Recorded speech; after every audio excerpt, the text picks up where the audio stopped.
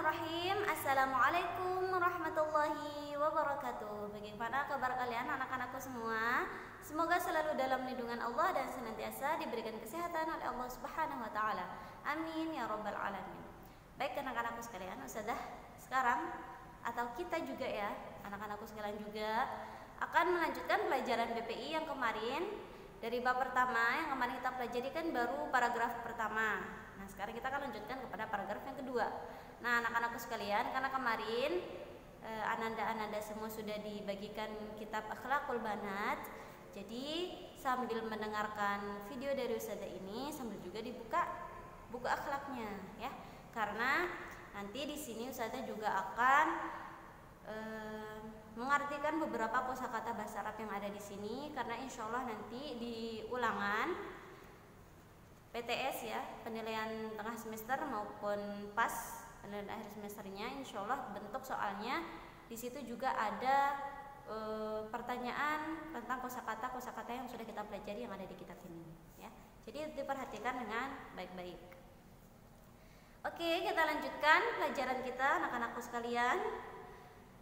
Pada paragraf kedua di sini ya, bab pertama. Kemarin kita sudah belajar bab pertama pada paragraf pertama. Nah, sekarang kita akan belajar bab pertama pada paragraf kedua.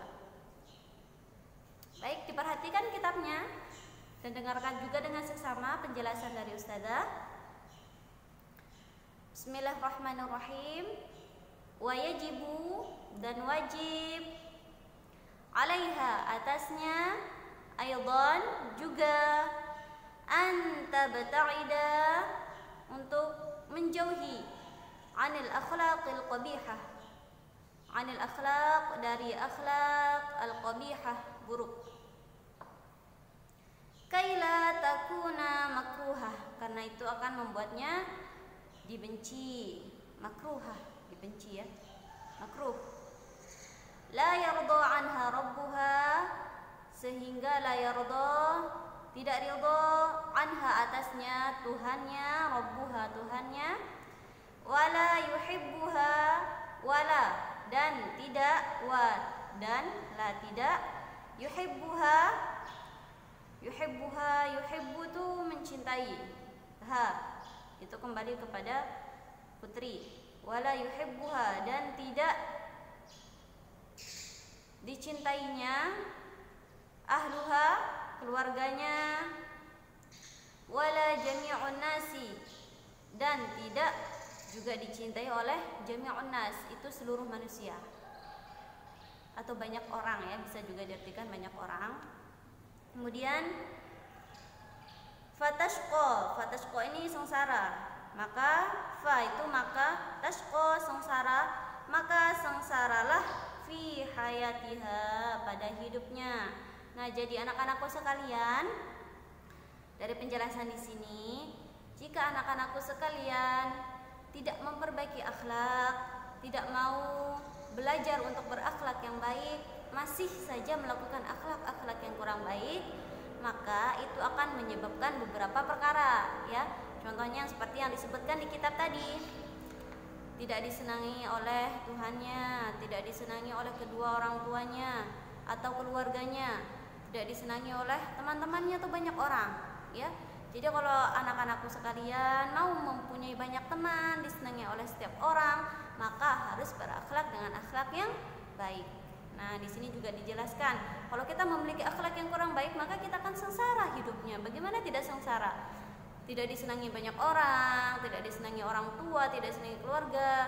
Jadi bagaimana kita akan bisa hidup dengan tenang kalau semua orang yang ada di lingkungan kita tidak suka dengan kita? Kenapa tidak suka dengan kita? Karena memiliki akhlak yang kurang baik. Karena setiap orang pasti menginginkan akhlak yang baik ya, supaya saling menghormati dan sopan di dalam bertingkah laku. Begitu ya kira-kira penjelasan untuk paragraf kedua di bab pertama. Baik anak-anakku sekalian, kita lanjut ke bab kedua di al-bintul adibah. Al-bintu, bintu itu apa? Al-bintu itu anak-anak perempuan. Al-adibah, Adibah ini yang beradab atau sopan, ya. Jadi yang namanya adibah itu artinya sopan, artinya beradab, ya. Baik, kita lanjutkan saja sampai paragraf pertama aja ya. Al-bintul adibah,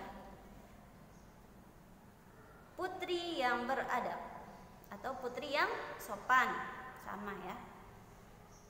Baik, kita lanjut.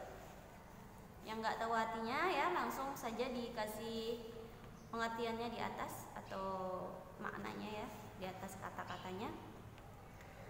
Tahrimu walidayha, putri yang sopan itu adalah yang menghormati. Tahrimu menghormati, walidayha ibu bapaknya atau kedua orang tuanya juga bisa.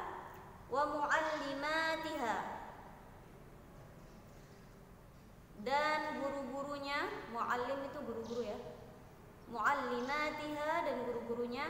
Wa ikhwanahal kibara, saudara dan saudara-saudaranya yang lebih tua. Ikhwanahal kibara itu saudara. Wa ikhwanaha itu saudara ya, saudaranya. Al kibara yang lebih tua. Wa akhwatihal kabirat, dan saudara-saudara perempuannya yang lebih tua. Wa akhwatihal kabirat itu artinya saudara perempuannya lebih tua. Wa kullah, dan semua. Man hiya akbaru minha, semua yang lebih tua daripada dia. Wa tarhamu, dan menghormati. Ikhwanahas shighar, saudara laki-laki mereka yang lebih kecil. Wa akhwatihas saghirat, dan saudara perempuan mereka yang lebih kecil. As-saghirat itu kecil ya artinya. Wa kulla, dan semua. Man hiya asgharu minha, semua yang lebih kecil daripada dia, itu artinya. Baik, saya jelaskan sedikit ya. Untuk paragraf pertama pada bab kedua, al-bintul adibah, putri yang beradab ya atau yang sopan. Tahtarimu walidayha wa muallimatiha wa ikhwanaha al-kibara wa akhwatiha al-kabirat wa kullu man hiya akbaru minha wa tarhamu ikhwanaha as-shighar wa akhwatiha as-saghirat wa kullu man hiya asgharu minha. Baik, di sini dijelaskan bagaimana adab kita kepada seseorang, orang lain yang lebih besar daripada kita dan orang lain juga yang lebih kecil daripada kita. Mau lebih besar daripada kita, lebih kecil daripada kita, itu akhlak kita kepada sesama harus sopan, harus beradab, ya. Harus kita atur sedemikian rupa supaya orang tidak merasa tersinggung, orang merasa nyaman ketika berbicara dengan kita maupun berinteraksi dengan kita. Jadi sebisa mungkin anak-anakku sekalian, ketika bertemu dengan saudara-saudara kita yang lebih besar daripada kita maupun yang lebih kecil daripada kita harus menghormati, ya. Tidak boleh kita merendahkan, tidak boleh kita mengolok-olok, tidak boleh kita memukul segala macam ya. Jadi kita harus menerapkan pribadi-pribadi sopan di dalam kehidupan kita maupun adab-adab yang akhlak karimah, adab-adab yang baik, baik kepada saudara laki-laki kita yang lebih besar, saudara perempuan kita lebih besar, saudara laki-laki kita yang lebih kecil maupun saudari perempuan kita yang lebih kecil. Itu harus kita hormati, harus kita jaga terus ya hubungan persaudaraan kita antar sesama saudara kita maupun dengan orang lain. Jadi dengan siapapun itu anak-anakku sekalian kita harus tetap beradab dengan adab yang mulia, adab yang baik. Nah, begitu ya. Singkatnya penjelasan dari Ustazah. Mohon maaf bila ada kekurangan. Wassalamualaikum warahmatullahi wabarakatuh.